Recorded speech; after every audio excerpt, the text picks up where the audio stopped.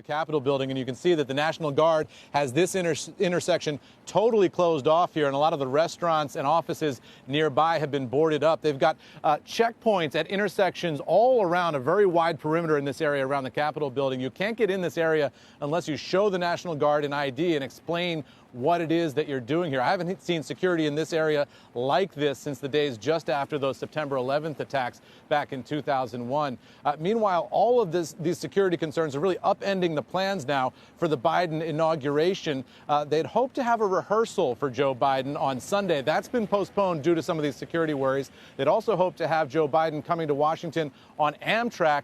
That plan has been scrapped as well. And meanwhile, Capitol Police say they are investigating whether or not members of Congress took some of these rally goers on tours of the Capitol in the days leading up to the attack that could have served as sort of reconnaissance of the Capitol building itself. Today, I talked to Chad Wolf. He is now the former acting Secretary of Homeland Security. He's had access to high-level intelligence about all this. He resigned on Monday, but he's seen all of the planning and process material that the Secret Service and the Department of Homeland Security have about all this. I asked him today if he thinks there is a threat to the life of the president-elect. Here's what he said.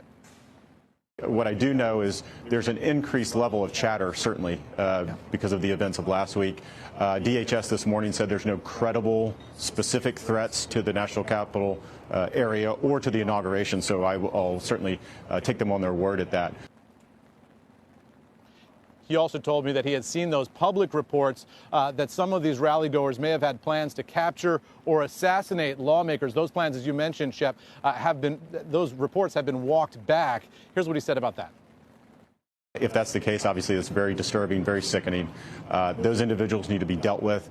We've seen a number of prosecutions, or not prosecutions, but arrests thus far, and that needs to continue. And, Shep, one of the most alarming things about all this is that officials said today that some members of law enforcement, current and former, off-duty included, took part in the events here last week as the rioters. And that's got officials concerned that the insider threat here might be more significant than they at first had thought. And, Shep, Joe Biden himself was asked today whether or not he feels safe in the run-up to the inauguration. He answered yes. Shep? Eamon, the Washington Post is now reporting that mob came dangerously close to Vice President Pence during that assault.